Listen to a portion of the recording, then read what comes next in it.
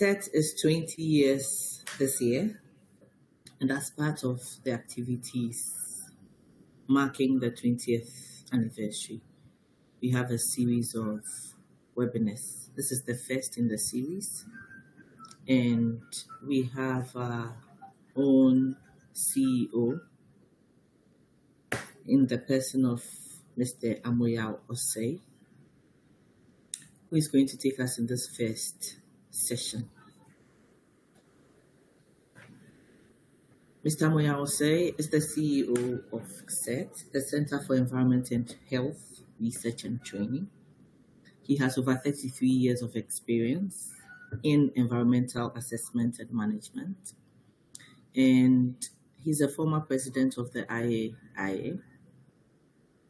He worked in EPA for many years before he ventured into private practice, which he has done successfully. And this year, CET turns 20 years.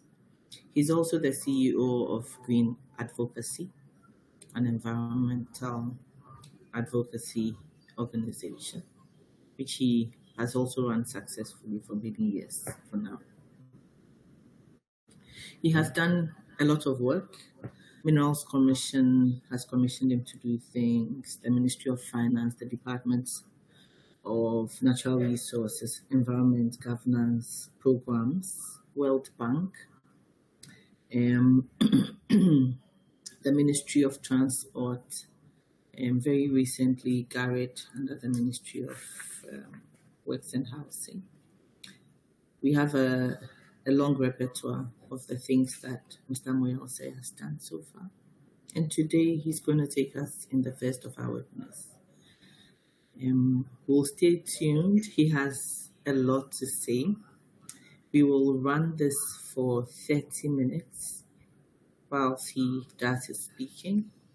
If you have any questions, any contributions, we can use the chat box, and then we will also encourage you to note it down so that at the end of the 30-minute presentation, we can have a meaningful Q&A session.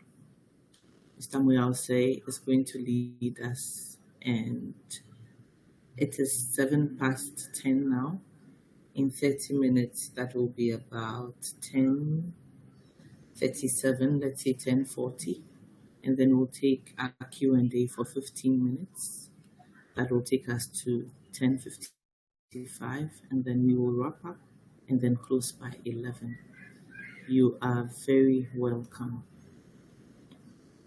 Our topic for discussion is the uniqueness of the Ghana EA system, environmental assessment system, and the lost opportunities. So, everybody, take your notebooks out and join us as Mr. Amoyao Osei presents to us. I wish we could give him a round of applause. He's a legend. Enjoy.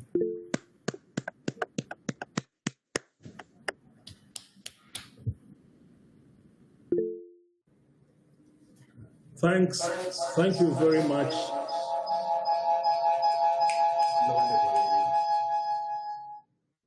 Thank you very much, MFA.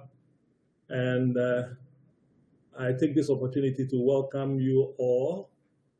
In spite of all your busy schedules, you have found time to join us. Thanks so much. As indicated by MFA, our discussion this morning is going to be on the uniqueness of the Ghana Environmental Assessment System and the opportunities that we seem to have potentially lost. We would start by giving the outline of the presentation. MFA already mentioned briefly about what CET stands for, Center for Environment and Health Research and Training. And then I'll give a brief introduction. And of course, the introduction would cover these main areas for our discussion. the beginnings and the progression of environmental assessment in Ghana. Then we will look at how Ghana became counted among the world-leading jurisdictions in EIA. Then we'll come to the downside, how we appear to be losing grip on our leadership momentum in EA. Then I come up with the recommendations on how we can recapture what appears to be our fading image and the other potential opportunities or benefits that we are losing. Then after that, we'll have time for questions and answers. Now, as you may know, the Center for Environment and Health Research and Training is an environmental consulting firm, some say environmental and social, as well as occupational health and safety. And our competencies cover EIA, ESMP, Resettlement Action Plan, and all the others. But foremost is the training opportunities we give to fresh university students, especially master's students, and with the whole intent of building a national strong capacity of EA professionals whose caliber match any others globally. Now we will do the brief introduction. And to start with the introduction, we want to look at some of the common terminologies. In fact, we can't list them all. There are too many of them that are used in the field of impact assessment. But let's look at just one or two. The term environmental assessment or impact assessment, EA or IA. And then environmental impact assessment, EIA, or environmental and social impact assessment, ESIA. What I should simply say is that this depends on the given jurisdiction, but the intent is similar or implied the same. So let's come to the two terms that will recur in this presentation: environmental assessment or impact assessment. Now, this is a unique cluster of tools for assessing the potential environmental sustainability in the planning of projects, in the planning of programs and plans, and in investment decisions and strategy and policy formulation. Now, every national, one thing we need to notice is that impact assessment is of global applicability. Now, almost every country in the world and every multilateral international organization and the international funding or financing institution adopts it. It is global, and it is the basis for the systematic and orderly assessment and decision-making process that informs the very decisions concerning any given proposal. Now, there are specific regulations, procedures or guidelines or frameworks, and these are also specific to each jurisdiction. And here I cite just a few examples. The World Bank Environmental and Social Framework is one. The International Finance Corporation Sustainability Framework is another. The European Union Act, Environmental Policy General Principles and Basic Framework is another. The African Development Bank's Integrated Safeguards System, and the UNEP, Environmental and Social Sustainability Framework. And of course, Before we come to Ghana, the U.S. National Environment Policy Act, the mother act on impact assessment of them all. Then finally, our own Ghana environmental assessment regulations. So this is only to give us a hint of what the importance and the global applicability of impact assessment is. It's not a small tool at all. And the World Bank, for instance, will not give you any funds if they are not happy that the funding they're going to provide is not going to lead to environmental sustainability. It's not going to meet the social needs of the people as well as the other needs. So that is that for you. Now, let's look at the beginnings and the progression of environmental assessment in Ghana. And for this, we will look at the legal framework under which we operate in Ghana. We'll look at the characteristics of the Ghana EIA system, and then we'll look at the environmental assessment capacity building programs that have taken place and EPA support in these areas. Now, in terms of the legal framework, EIA in Ghana started as administrative instructions by the then government in 1985-86. Now, the initial guidelines were then converted into the Ghana EIA procedures in 1995. And then the EIA procedures were also enacted into the environmental assessment regulations, the LI 1652 in 1999. So this is a sequence of, if you like, legal processes up to now.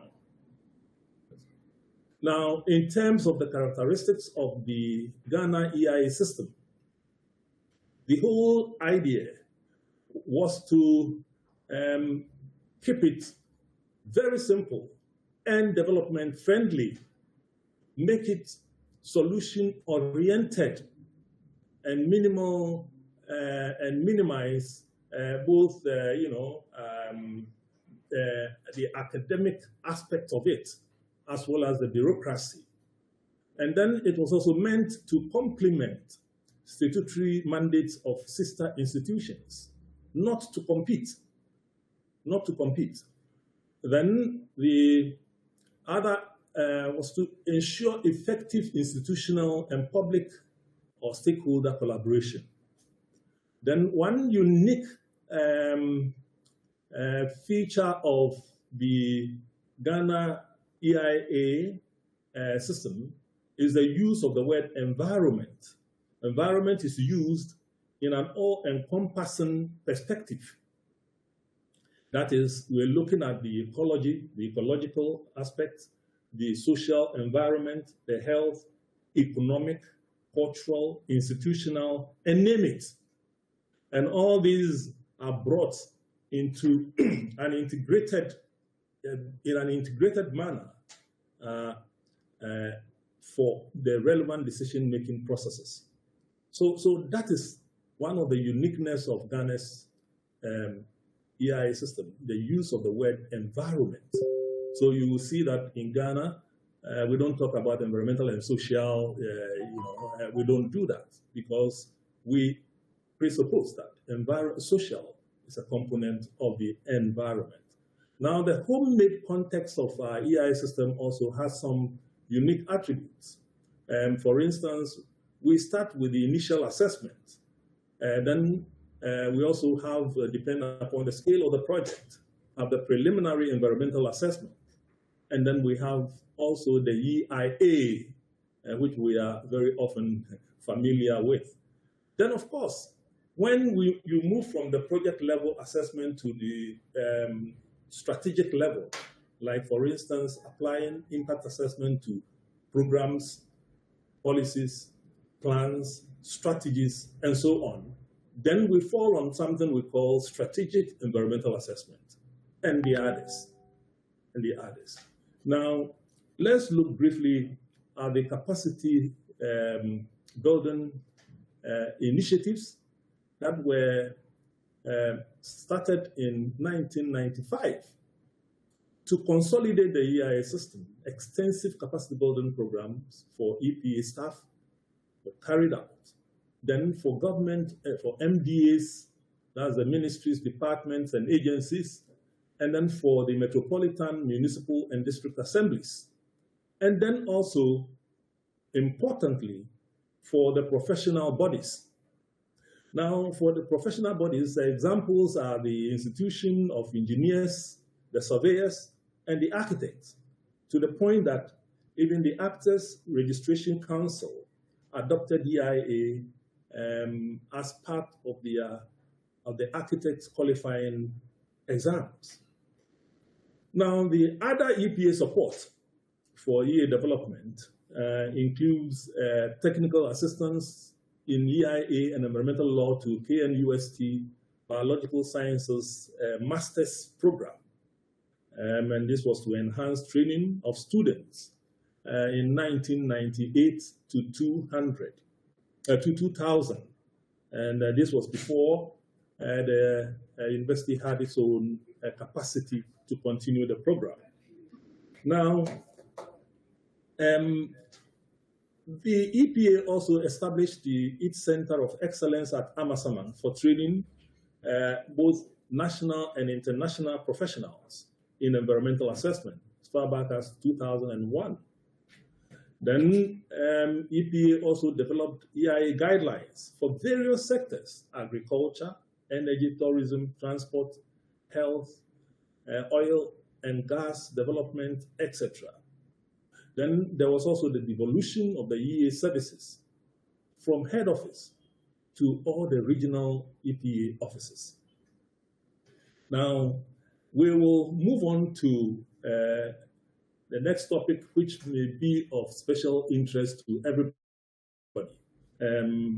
That is how EPA became counted among well-leading EIA jurisdictions. Now, EIA in Ghana made waves from mid-1990s. And there is reason why this happened. We had a challenge when the Abuasi Thermal plant was established by the DRA in the 1995-96. And the EIA was done by an international consultant, and EPA had to conduct the review. We did such expert review work that was acclaimed as professional. And this came along with the first formal public hearing. And that was when the EPA and the EIA system in Ghana became the toast of the World Bank.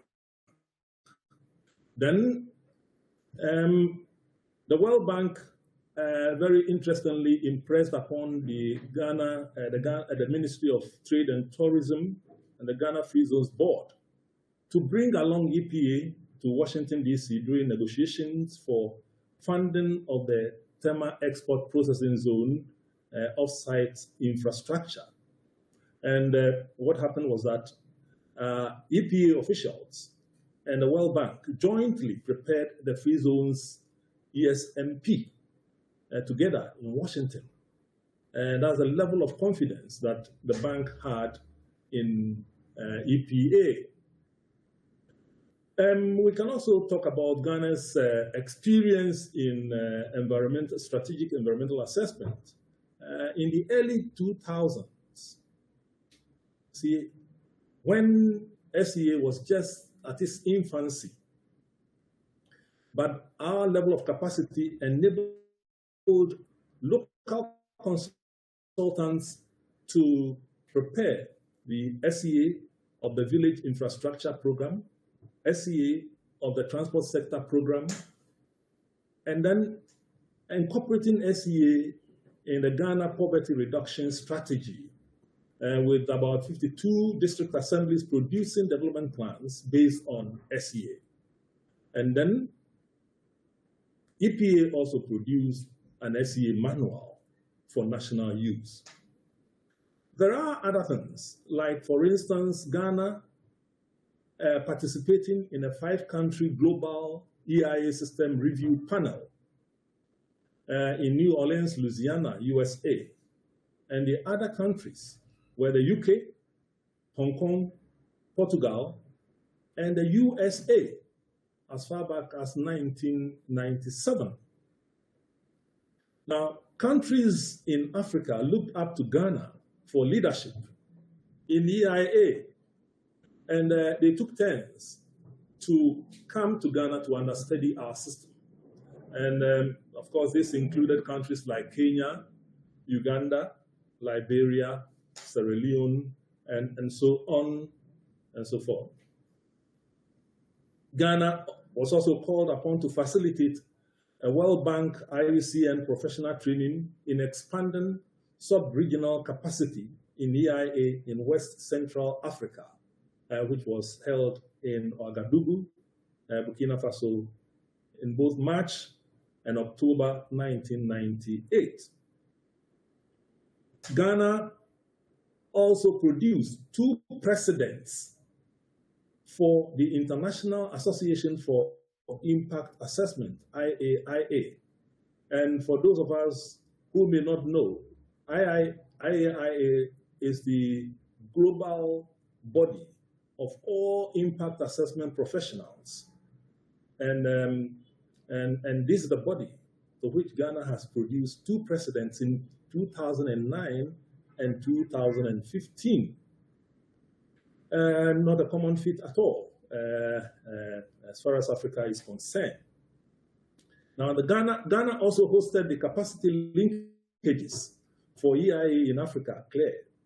And Ghana served as a focal point and the secretariat as the first country, and this was in 2000.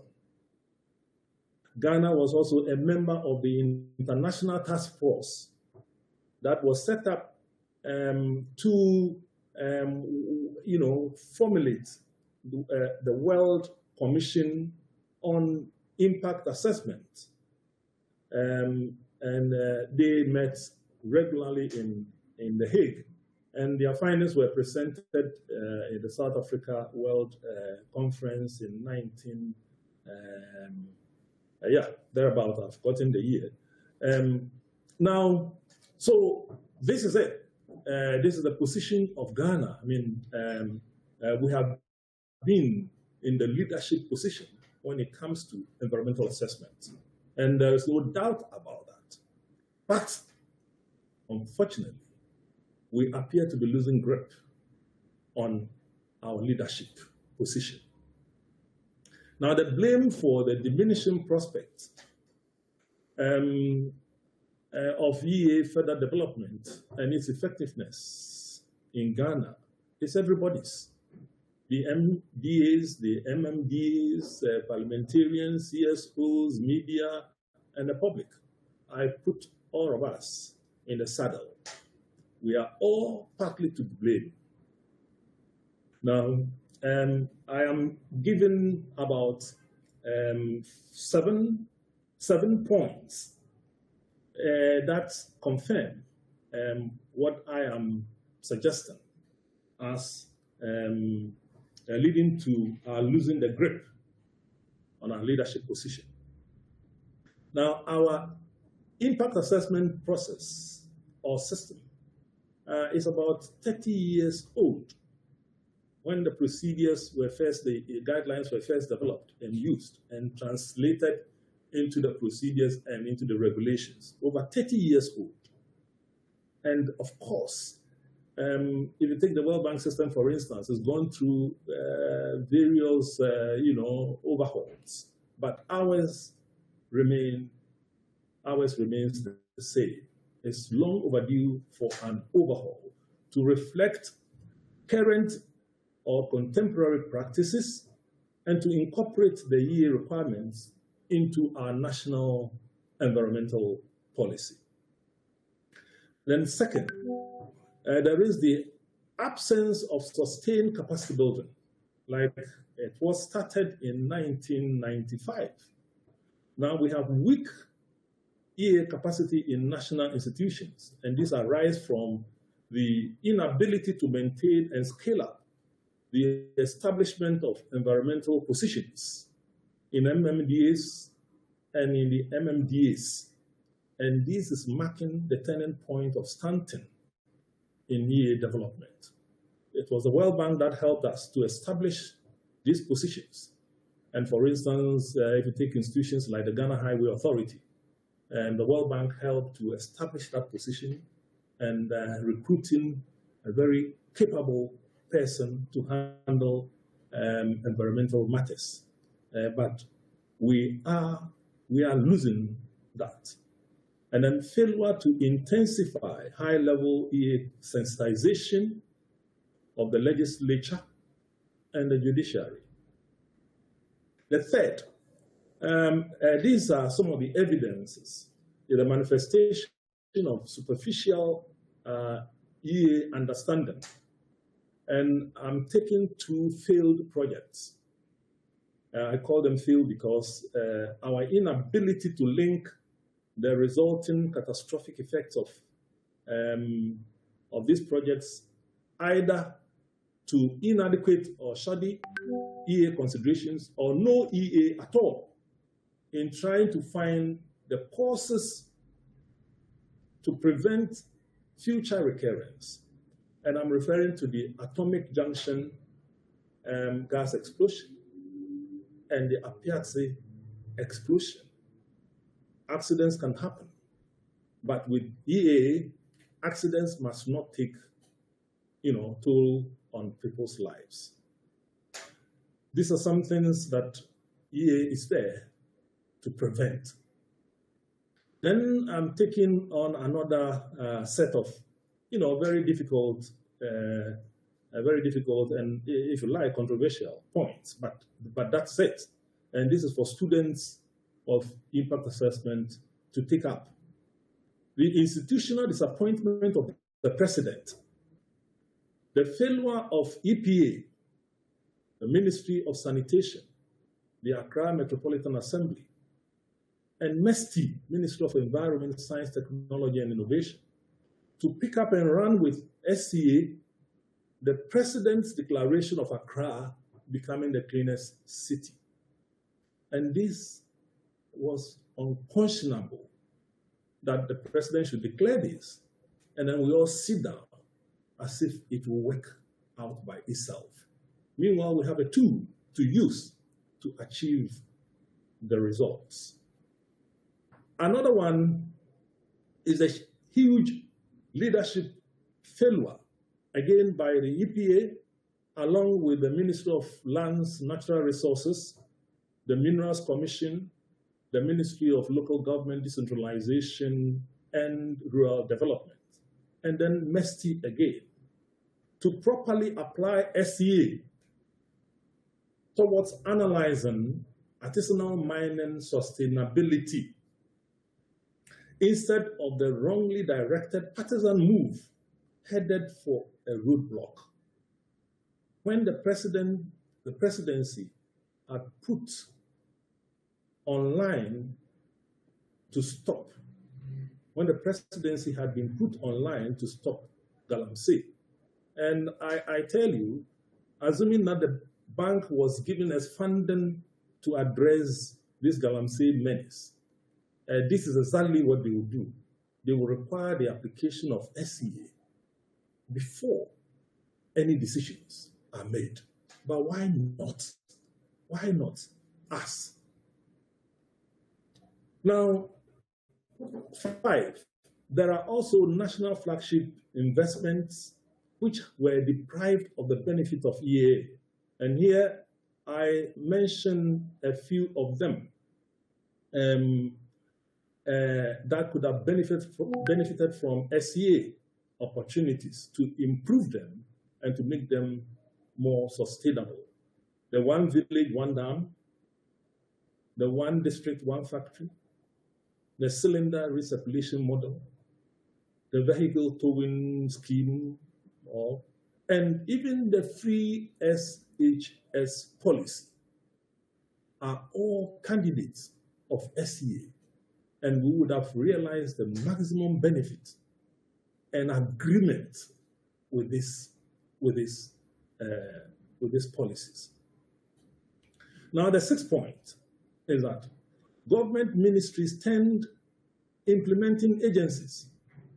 It's unfortunate that government ministries are metamorphosed into implementing agencies, and the EPA's inability to hold them environmentally accountable.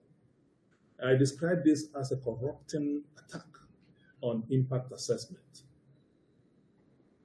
Government ministries not taking up EA promotional role and then holding sector institutions to account is also another strong factor leading to our losing grip. Now, the seventh and the final here is a lost voice of CSOs, civil society organizations, and the media. Where are your voices? The silence of CSOs, the media, has also contributed to the declining prospects of the Ghana EIA system. We're blind to the outright disregard of EA legislation by state actors. Now, the fifth point, main topic, the fifth and the final. How do we recapture our fading image? How do we recapture our fading image? And on this, we are going to look at 5 or 6 main points. Making the EIA regulations more contemporary, making the EPA act as a pivot of Ghana's environmental policy, and high-level sensitization of MESTI, so that the demands we are placing on them can be realized. And also high-level sensitization of Parliament, institutional strengthening with EA capacity, and then awakening of CSOs and the media, and then a campaign to forestall public project abandonment and judgment debts. I am straying into all these important areas and throwing it to our students in the tertiary institutions to take them up as topics for potential master's and PhD work. Now, let's take the first one, making environmental regulations, the EA regulations, more contemporary.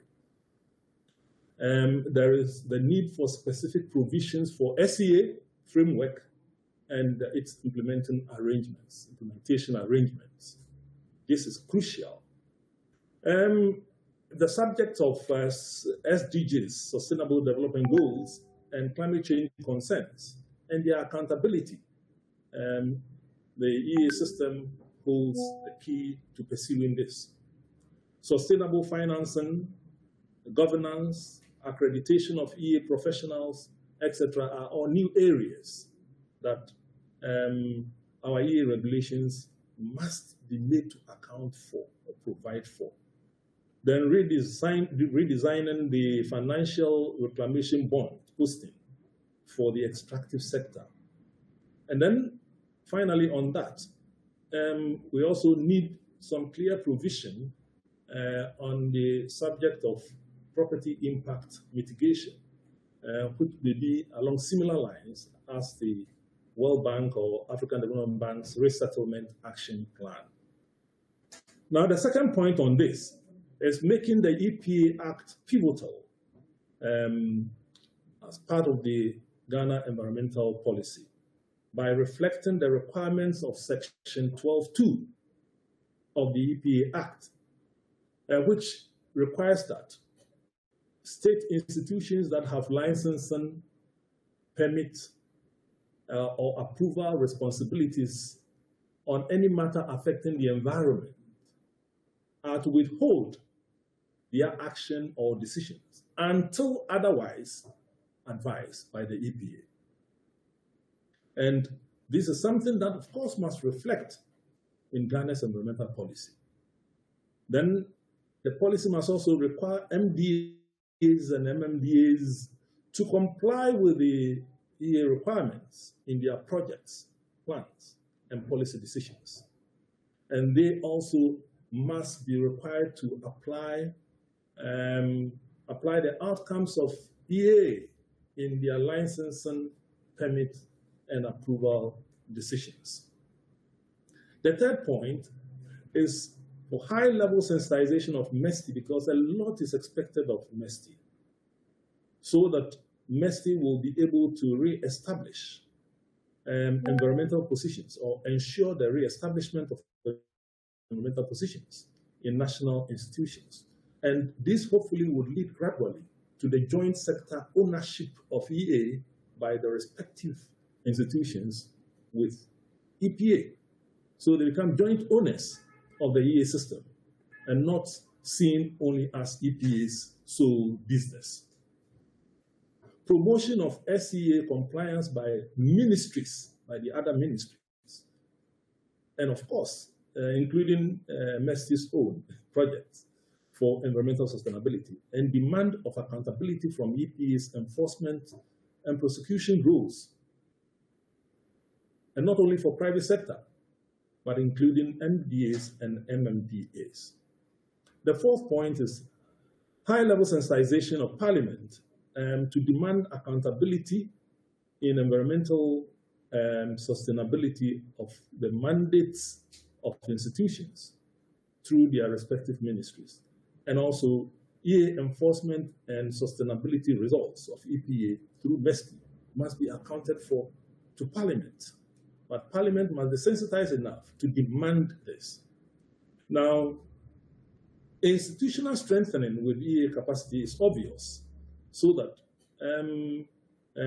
they can apply EA to the management of their sectors and management of resources under their jurisdiction through EA capacity strengthening, and then the establishment of the environmental positions within these institutions. So that is that. And I believe that if we had a situation like that, accounting for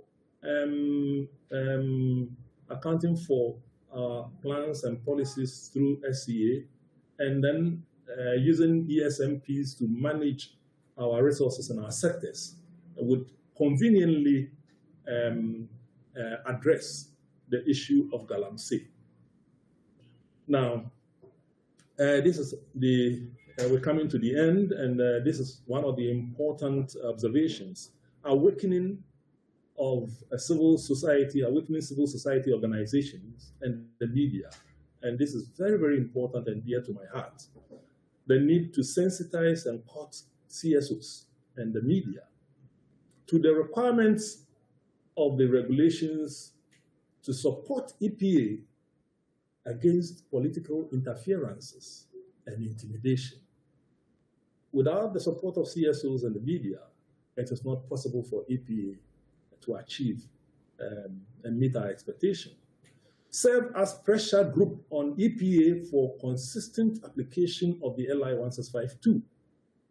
Example, we know that EPA appears to be almost, if you like, commercializing environmental services so that they'll be able to pay for salaries by themselves. But was this policy of commercialization subjected to SEA? Then making the same demand on state actors in EIA compliance, just as the private sector is chased to comply with the regulations. There shouldn't be discrimination in the application of the law, and the SEUs can help in this respect. Demand the commitment of political parties to subject themselves to the EA regulations for environmental protection and sustainability in their manifestos. We must demand this from the political parties.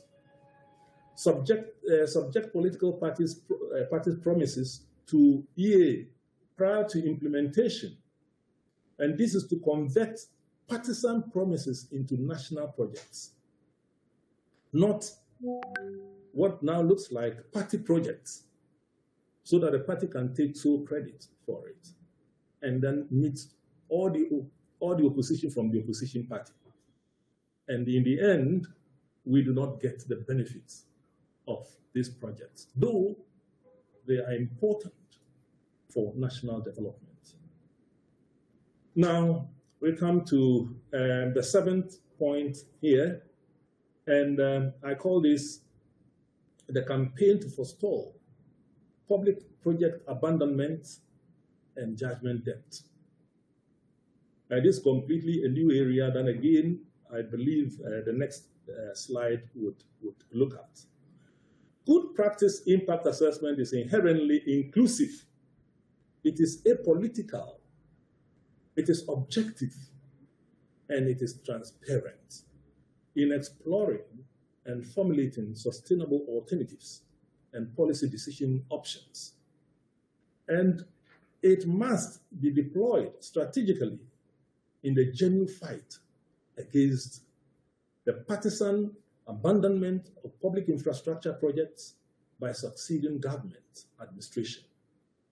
And this is a very serious one. And this is where we need the political parties to commit themselves to.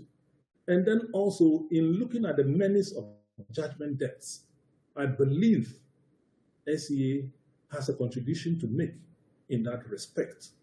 And I throw this to my next slide. Educational institutions offering EA courses. We need to, almost all our universities offer EA programs, and they need to leverage on this by going into more EA research work, so that some of these issues that I'm raising, for instance, application of SEA and how that can help in judgment debt, menace that can address it, and the others. So students can launch into this for their research work, for masters and for higher qualifications.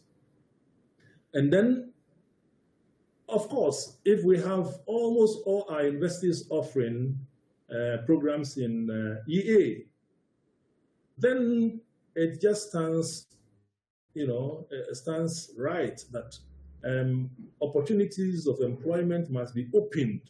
And this is where we talk about the establishment of environmental positions in MDAs and in MMDAs, just as we have in the private sector.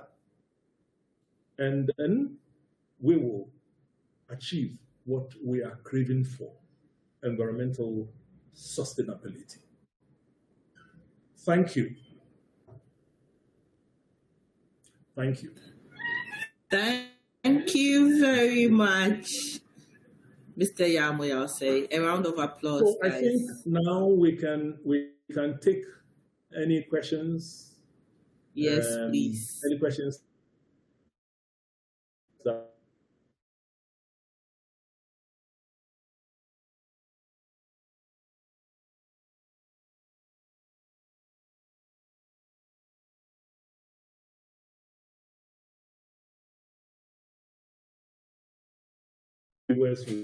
To us. Hello. So we will take Imelda. If you are still ready to ask a question, please prepare to do so. In the meantime, we have a question from Kwabna Kwachi. His question is, do you think the World Bank still has the same faith in Ghana's EIA system? Let me repeat that. Yes, I will repeat it. Kwabna Kwache is asking, do you think the World Bank still has the same faith in Ghana's EIA system? So we'll deal Well, with that, then we'll come back. can I answer now?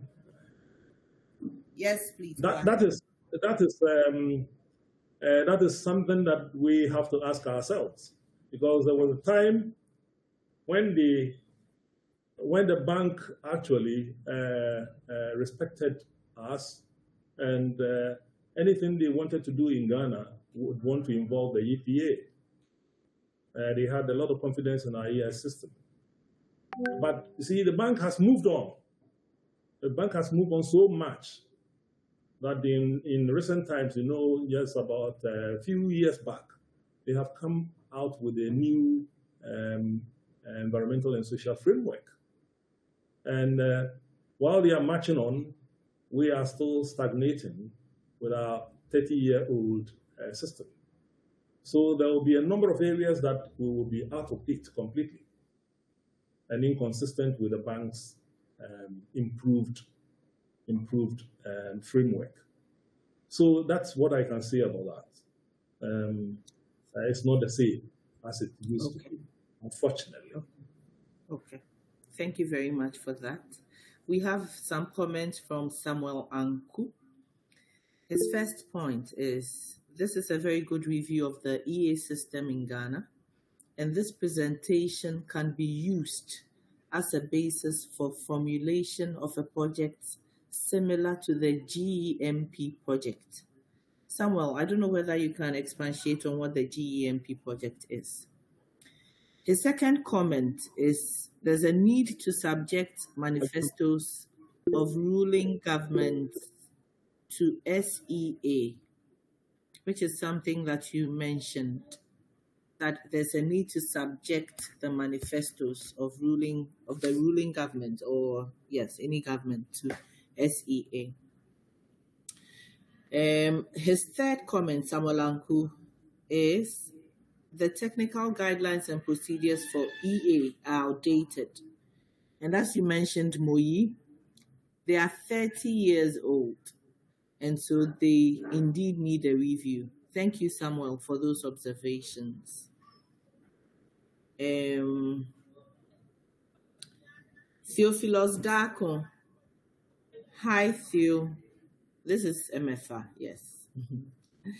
He says, good morning, Prof. and MFA. Which institutions have the mandate to ensure the overhaul of our guideline?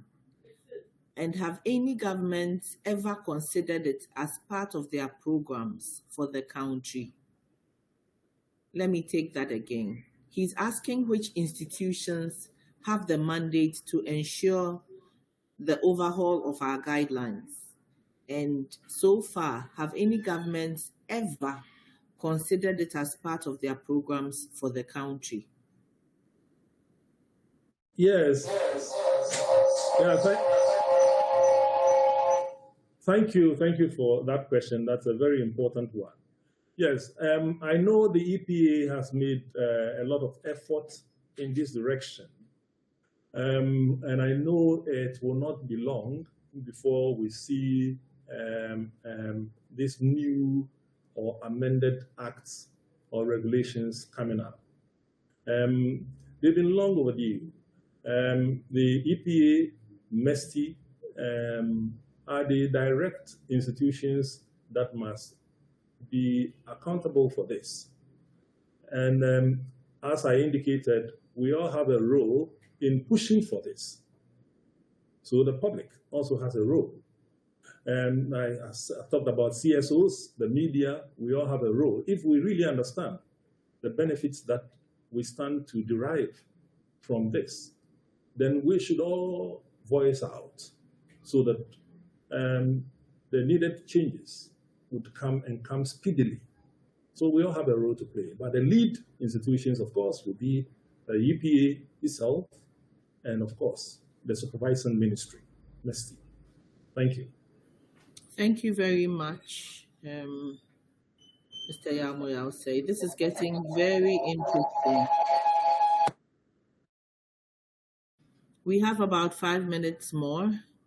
Ifwa Baden is asking, whether it is possible to get a recording of the webinar. Yes, it will be made available appropriately. We'll let you know how. Daniel Oredu, his comment is, and the question, unfortunately, there's a huge implementation gap in SEA and EA when we politicized the EPA and respective bodies. The points of entry to resolve the issue are many. So he's asking, do we start from already approved projects and initiatives that have failed in this area? Or we just start with our current status and move on? What would you advise, please, Mr. Amoyalse? It's a well, there are cases what we go to what we call post implementation of any project assessment, where if you take, for instance, the 3 SHS policy, this is something that was done in the exigency of the time it needed to be done. Now, what we can do is to go back and then now subject it to strategic environmental assessment so that the gaps we observe, the limitations, the changes, the challenges can then be addressed through SCA. So there is opportunity for that, to relook at programs, even where the SCA was carried out, but it was, it's been seen to have gaps. We can still update it, or we can update it through a kind of environmental monitoring management system, okay, so that we address the gaps that are seen from the implementation of the program or the plan or the policy. Yes, so it is possible to go back and do that. Thank you. All I see and hear from our presentation so far is the opportunities. There's so much to be done. It means that there's a lot for everybody, whether you're a CSO, media, a private practitioner, wherever you are. I see great opportunity. Thank you very much. Kobna Benjaro, he says the EPA's impact is not much felt in the MMDAs in the district level. That is his observation. I don't know whether you have any comments, but before you say anything, Mr. Amoyalse, if you have any questions, please raise your hand, and then I will field it. We have about 2 minutes more. Let's give or take by 11:05, we'll be out of here. We have some notices to give out.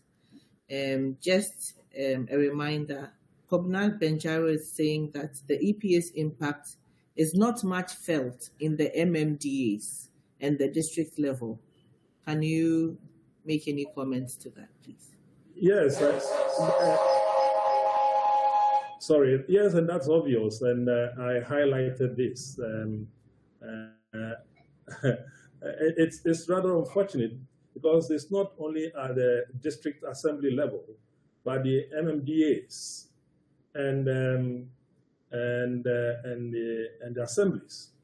I mean, there's a lack of capacity, so there's also lack of understanding, and the establishment of the environmental positions that the World Bank assisted Ghana to start implementing, establishing. We have not maintained any of this. We have not sustained the capacity building programs that we initiated in mid-1990s, and then, of course, soon after that.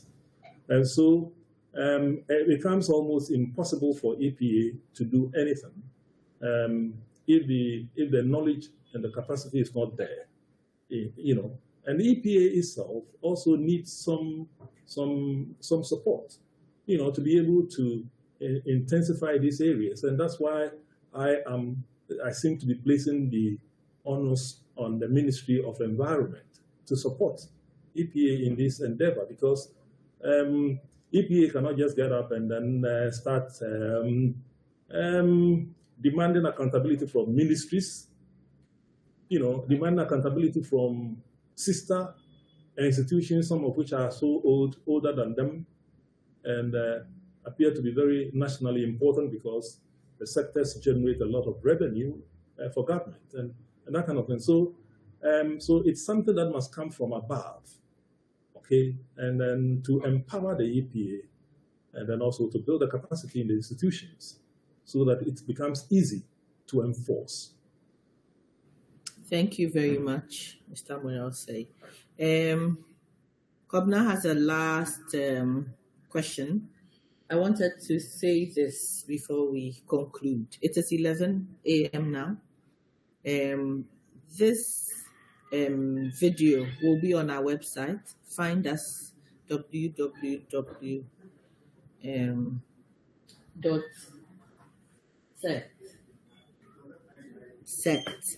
Find us, the Center for Environment, Health and Research and Training. Find us.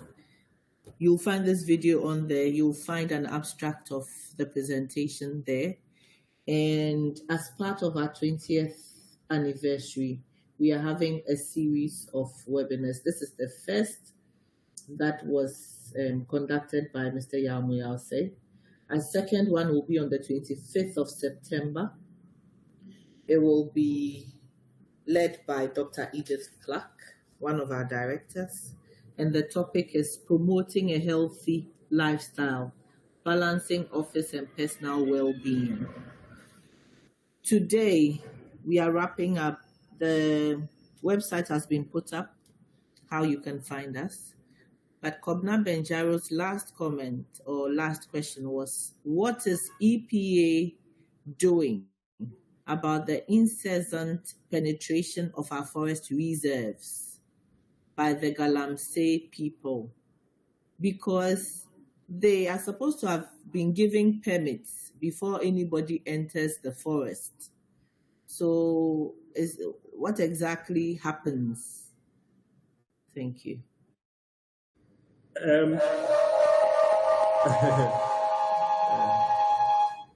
I dwelled extensively on this, how to tackle this problem. It has to be multi-sectoral. I mean, you can imagine if, for instance, the district assemblies were very performing, and this mandate to stop or to control or to hold accountable for allowing part of the areas under their jurisdiction, because you see, they are responsible for the management of resources in their districts. See, and they must account for their stewardship, how they have allowed Galamsey to thrive in their areas under them. Okay, so we don't have to be seen to be holding just one institution to account. It has to be holistic. So, for instance, if it's happening in a forest reserve, we have the sector institution with a mandate to protect our forest resources, our forest reserves. The Forestry Commission, the Ministry for Lands and Natural Resources. And if the impact is affecting our water bodies, then we go to the Water Resources Commission. The EPA also has a role to play because they have a mandate also to issue permits for these institutions, that's organizations working in these areas. See, so that is the way we must approach this problem of Galamsey. But I place a lot of emphasis on the district assemblies. We have to give them the freedom, the enablement, the resources to recruit and to manage their districts. See, and I'm happy that all the political parties are promising to have district chief executives elected, you see, so that when we are holding them accountable, it is not along any political lines. So you come there on your own merit, and we throw the tasks to you to deal with them, or else we see your exit. Okay, so that is the way we should approach it, rather than narrow, placement of blame. on any particular institution.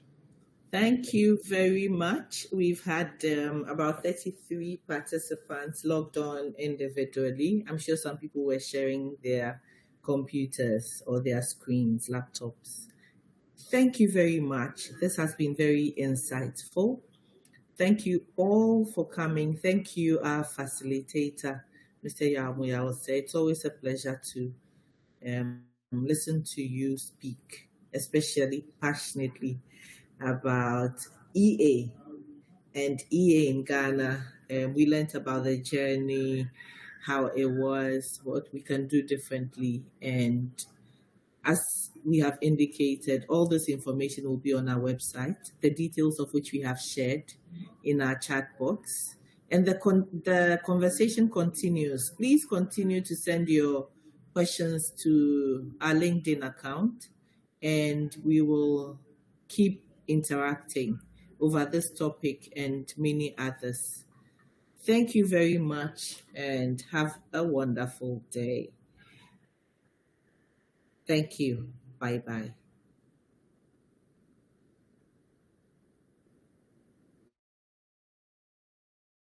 Bye.